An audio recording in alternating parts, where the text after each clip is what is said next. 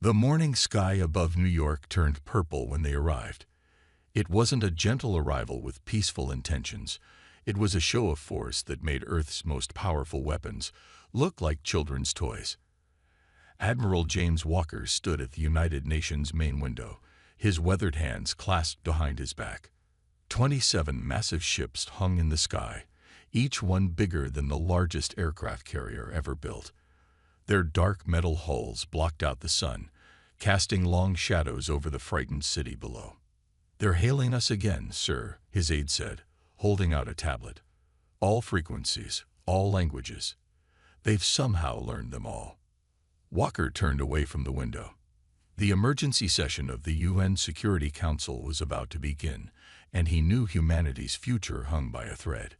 The room was packed with world leaders, their faces pale with worry. "What we are about to see," Walker said as he took his place at the podium, "is the transmission they've been broadcasting for the last hour." He nodded to the technician, and the large screen came to life. The alien that appeared looked almost human, but wrong in subtle ways. Its skin was too perfect, its eyes too large, its smile too practiced. It wore what appeared to be a military uniform in deep purple with gold trim. "People of Earth," the alien spoke in perfect English. "I am High Commander Tyrus of the Stellar Empire. You have the honor of being chosen to join our glorious domain. We require a simple tribute, 10% of your annual resources and 1 million of your people for labor. You have 30 days to prepare your first offering." The recording ended, leaving the room in silence. Then chaos erupted. "We can't possibly agree to this. 1 million people, they're asking for slaves. But look at their ships. We don't have a choice." Walker raised his hand, and surprisingly, the room fell quiet. In his 30 years of military service, he had never faced a situation like this, but he knew what had to be said. "Distinguished leaders," he began, his voice steady. "I've spent the last 3 hours reviewing our military capabilities against what we can observe of their technology. Yes, they are advanced. Yes, they are powerful. But they made 3 critical mistakes." He held up one finger. "First, they gave us time to prepare. If they were as all-powerful as they want us to believe, they would have simply taken what they wanted." A second finger joined the first. "Second, they're asking for tribute. This tells us they need resources, which means they're not as self-sufficient as they appear." The third finger rose. "And finally, they're demanding human laborers. This suggests they have limits. They need workers, which means they don't have machines to do everything." Walker leaned forward on the podium. "I believe we can fight. More importantly, I believe we must fight. Because if we give them 1 million people now, they'll demand 2 million next year, and 5 million the year after that. This isn't an opportunity to join their empire. It's the beginning of our enslavement." The Chinese president stood up. "What do you suggest, Admiral?" "Their smallest ship could probably destroy one of our cities in minutes." Walker nodded. "Yes, sir. But remember our history. Every empire that thought itself invincible eventually fell, usually because they underestimated those they thought were beneath them." He pressed a button, and a new image appeared on the screen. A detailed scan of one of the alien ships. "We've been monitoring their ships since they arrived. Their technology is advanced, but it follows rules we can understand. It's not magic. And in the 3 hours they've been here, we've already found interesting patterns in their shield frequencies." He looked around the room, meeting each leader's eyes. "I'm not saying victory would be easy, or that it wouldn't come at a terrible cost. But I am saying that submission would cost us everything. Not just our resources or our people, but our very humanity." The room was quiet again, but this time it was different. Walker could see it in their faces. Fear was being replaced by determination. Humanity had faced extinction-level threats before: plagues, world wars, climate disasters. Each time, they had survived by working together. The UN Secretary General stood up. "I believe we need to vote. The question before us is simple. Do we submit to the Empire's demands, or do we fight? Walker returned to his window as the votes were cast. The purple sky seemed less threatening now. Humanity had made its first step toward either its greatest victory or its last stand. 3 days had passed since the Empire's ships first darkened Earth's skies. In the UN Security Council chamber, the debate was reaching its final hours. Admiral Walker watched as representatives from different nations argued back and forth, their voices growing louder with each passing minute. "We must think of our children." The British representative stood up, his face red with emotion. "If we fight, how many millions will die? And if we submit, what kind of world will those children inherit?" The Indian representative countered, "A world of slavery." The room fell silent as the main screen flickered to life. High Commander Tyrus's face appeared, his artificial smile more threatening than ever. "Distinguished leaders of Earth," he said, "I sense hesitation in your response to our generous offer. Perhaps a demonstration of our power would help you make the right choice." The screen split to show a live feed from the moon, where humanity's largest mining colony housed 300 workers. Admiral Walker's stomach turned to ice as he realized what was about to happen. A bright purple beam shot from the smallest Empire ship. On the screen, the lunar colony flashed once, then vanished. Nothing remained, not even rubble. 300 lives gone in an instant. Screams and shouts filled the chamber. Some representatives wept openly. Others stared in shocked silence. "You have 27 days remaining," Tyrus said calmly. "I trust this helps clarify your position." The screen went dark. Walker stood up slowly. The room quieted, all eyes turning to him. His voice was steady despite the anger burning in his chest. "They just showed us something important," he said. "Not their power. We already knew about that. They showed us their fear." "Fear," the Russian representative scoffed.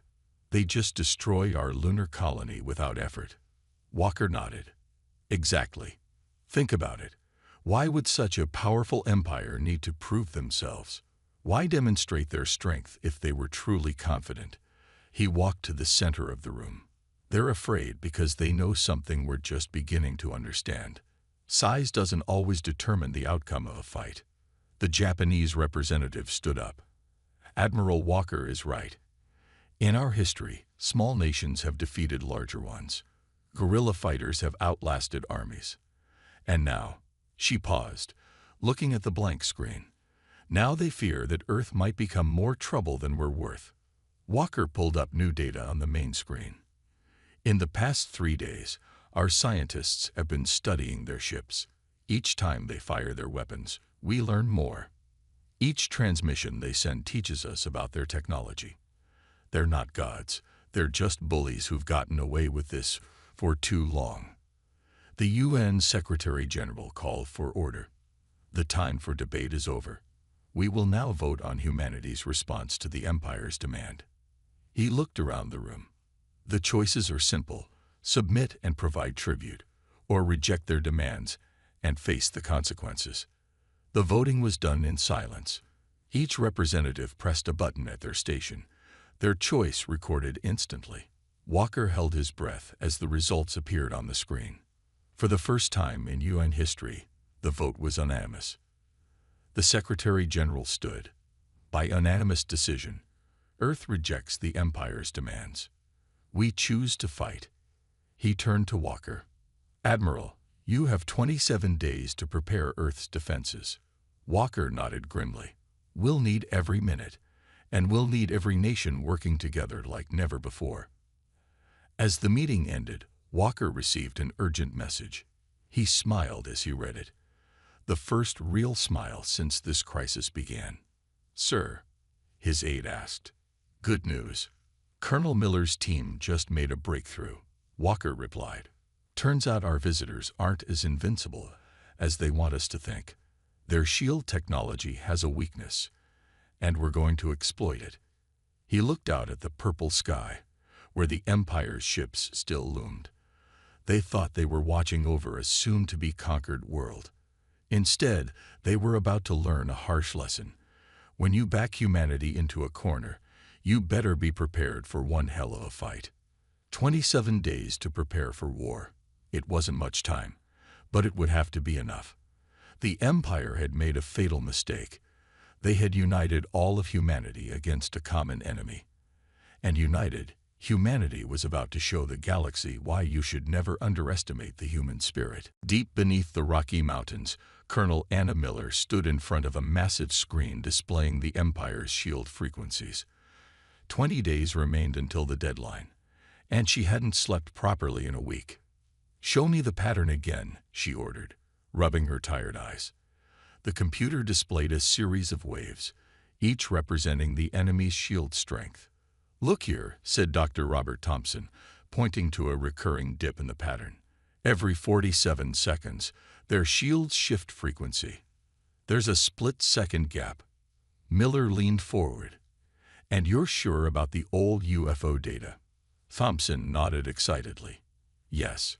The crashed ships we recovered over the past 50 years. They're all Empire technology. Different models, but same basic design. They never thought we'd figure it out because they assumed we were too primitive to study their tech. Around them, the underground facility buzzed with activity. Scientists from every major nation worked side by side. Chinese quantum physicists collaborated with American engineers. Russian weapons experts shared data with Japanese computer specialists. The old borders had disappeared in the face of extinction. "Admiral Walker is on screen 3, a technician called out. Walker's face appeared, looking as tired as Miller felt. "Colonel, please tell me you have something. The Empire's ships just destroyed another satellite. They're getting impatient."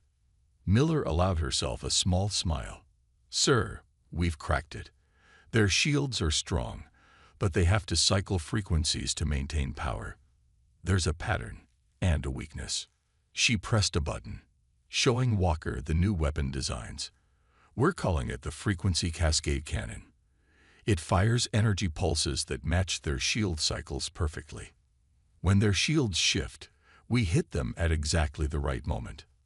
"How effective is it?" Thompson stepped forward. "In simulations, sir, it cuts through their shields like they're not even there. And we've built it using parts from their own crashed ships. They won't expect that." Walker nodded slowly. "How many can we build in 18 days? Miller consulted her tablet. "Every major manufacturing plant on Earth is now running 24/7.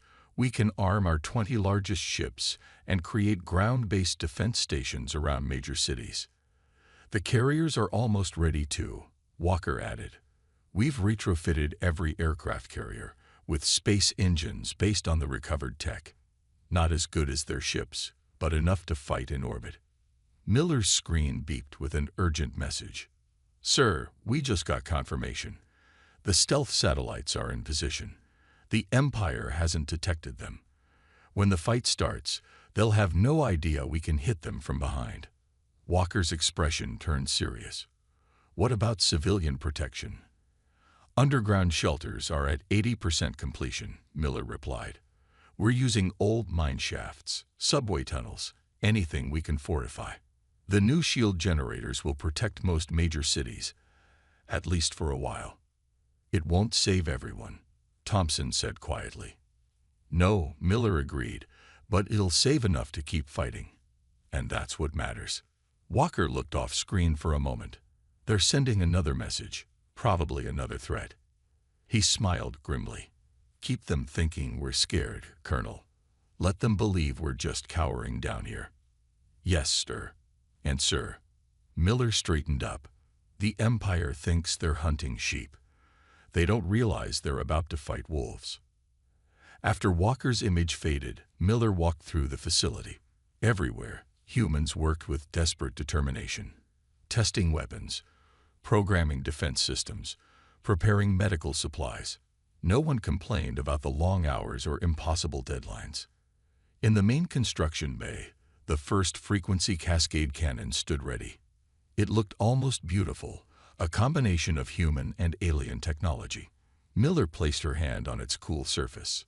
16 days, she whispered to herself. 16 days to get ready for the biggest fight in human history. Behind her, Thompson appeared with fresh data. Latest tests are done. Want to see how much damage this thing can really do? Miller nodded, turning away from the cannon. The Empire had given humanity 30 days, thinking it was an act of mercy. Instead, they had given Earth exactly what it needed: time to prepare. And humanity had used every second of it. Now they just had to hope it would be enough. The deadline arrived with a blood-red sunrise over Mars. Earth's first space fleet, 20 converted aircraft carriers and their fighter escorts, waited in the shadow of the red planet. Admiral Walker stood on the bridge of the EDS Phoenix, watching the Empire's ships approach.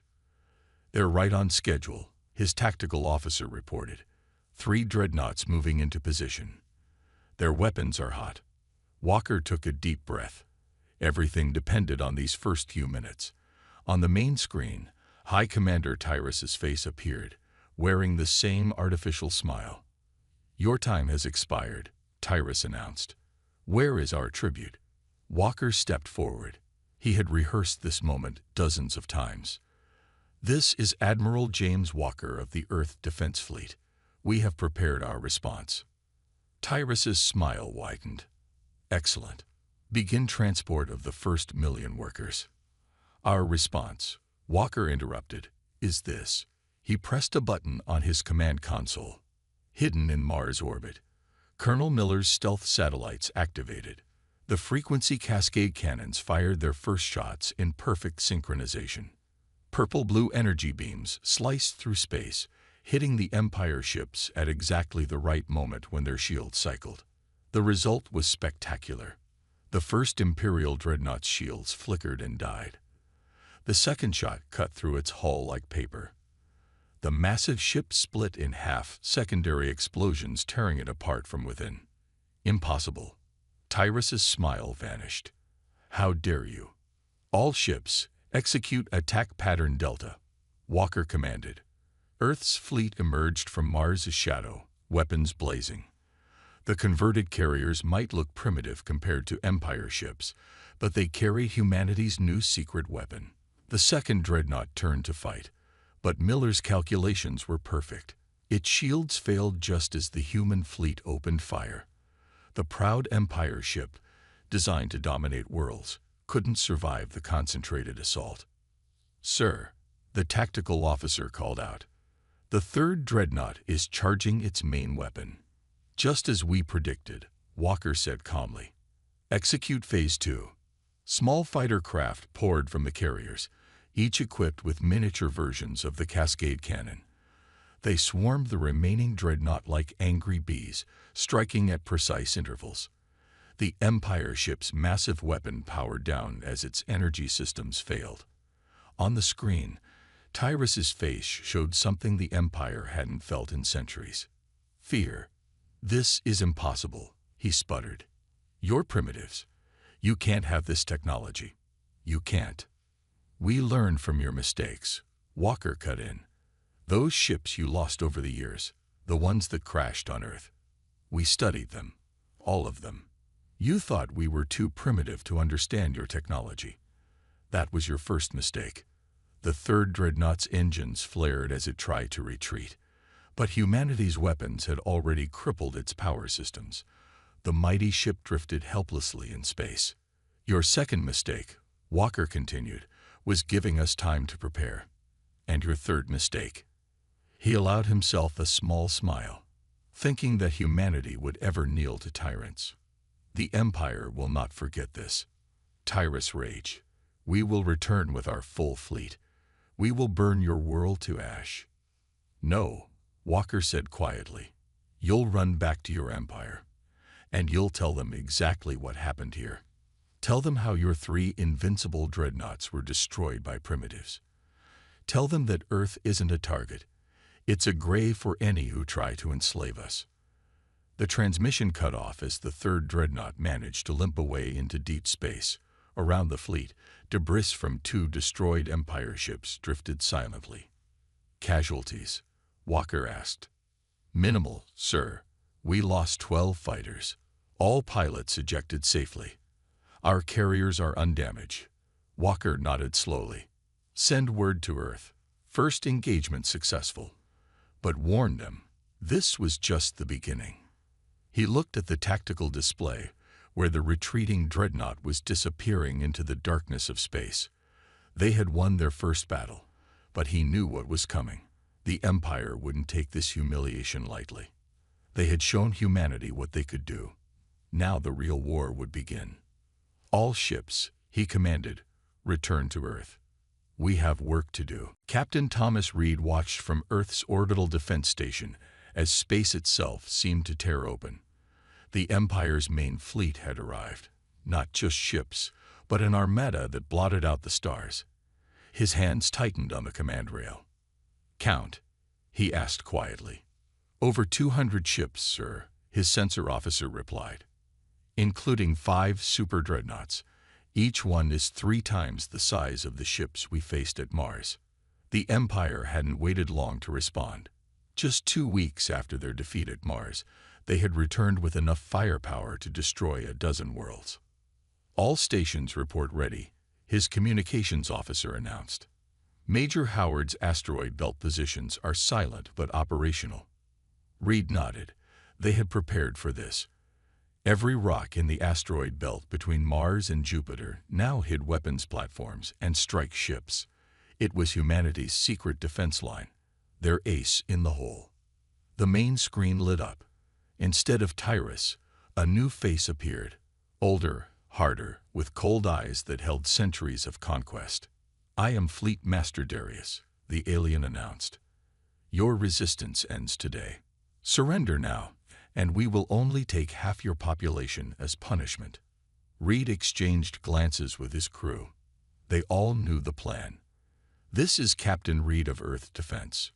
We request 1 hour to discuss your terms. You have 10 minutes, Darius growled. The screen went dark. Reed immediately opened a secure channel. Admiral Walker, they're in position. Confirmed, Walker's voice came through. Colonel Miller's upgrades are ready. Begin Operation Hornet's Nest. Reed turned to his crew. Send the signal. All stations execute Pattern Omega. Across Earth's orbit, defensive platforms that had appeared weak and primitive suddenly transformed. Holographic projectors failed, revealing advanced weapons systems built from reverse-engineered Empire technology.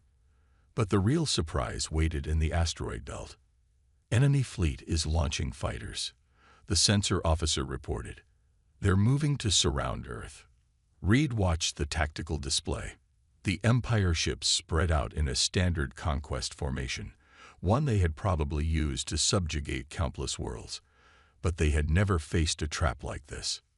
Major Howard, you're clear to proceed, Reed transmitted. In the asteroid belt, hundreds of rocks suddenly moved. Thrusters hidden within the asteroids fired, sending them on carefully calculated paths. The Empire fleet, focused on Earth, didn't notice until it was too late. They're detecting the asteroids, the tactical officer reported with a grim smile. They're trying to evade. But there was nowhere to evade to. The asteroids had been positioned perfectly, turning the entire belt into a kill zone. As the rocks moved, they revealed Major Howard's hidden strike fleet. Now, Reed commanded. Everything happened at once. The automated defense platforms opened fire with frequency cascade cannons. Major Howard's ships launched from their hiding spots, weapons blazing, and the asteroids themselves exploded, releasing clouds of specialized debris designed to disable Empire shields. The mighty Empire fleet found itself caught in a 3-dimensional crossfire. Ships trying to retreat from the asteroid belt faced Earth's defenses. Those pushing forward met Howard's strike fleet, and all around them, the upgraded cascade cannons found their marks. Sir, the sensor officer shouted, 2 super dreadnoughts down. Their formation is breaking. On the main screen, Darius appeared again, his face contorted with rage. What trickery is this? You cannot. We can, Reed interrupted. And we are. You thought we would just defend Earth. No, we turned our entire solar system into a weapon. The battle raged for hours. Empire ships fought back furiously, destroying many of Earth's platforms and vessels. But they had lost their greatest advantage, the element of surprise. Every move they made had been predicted, prepared for, and countered. As the fighting continued, Reed received a priority message from Admiral Walker. Phase 2 begins in 30 minutes. Hold the line. Reed straightened in his chair. They had bloodied the Empire's nose, but the real battle was just beginning. Walker's main fleet was about to arrive from the dark side of Jupiter, where they had been hiding since Mars. The Empire was about to learn another lesson. Never corner someone in their own home. The Empire's central command room was in chaos. On dozens of screens, reports flooded in from across the galaxy. Admiral Walker watched the scene through a secure transmission, intercepted by Earth's new deep space network. Another uprising on Proxima II, an Empire commander reported, his voice shaking. They're using the same weapons as the humans. Our shields are useless. Fleet Master Darius, his uniform now torn and dirty from the battle for Earth, slammed his fist on the command table. Impossible. How are they spreading this technology so quickly? Walker smiled as he ended the transmission. In the 3 months since the Empire's failed attack on Earth, humanity had been busy. Very busy. Colonel Miller, he called out. Status report on the Resistance Network. Miller's hologram appeared in the command center. Her team had perfected this technology just weeks ago, reverse-engineered from Empire communications. Better than we hoped, sir. 57 worlds have successfully revolted. Another 100 are in open rebellion. The Empire's forces are stretched too thin to respond everywhere at once. And the weapons packages. Our stealth ships have delivered cascade cannon plans to resistance groups on over 200 worlds. The Empire never guarded against our smaller ships. They were looking for large fleet movements. Walker nodded. After defeating the Empire's main fleet in the Sol system, Earth had made a decisive choice. Instead of just defending their world, they would help free every enslaved species in the galaxy.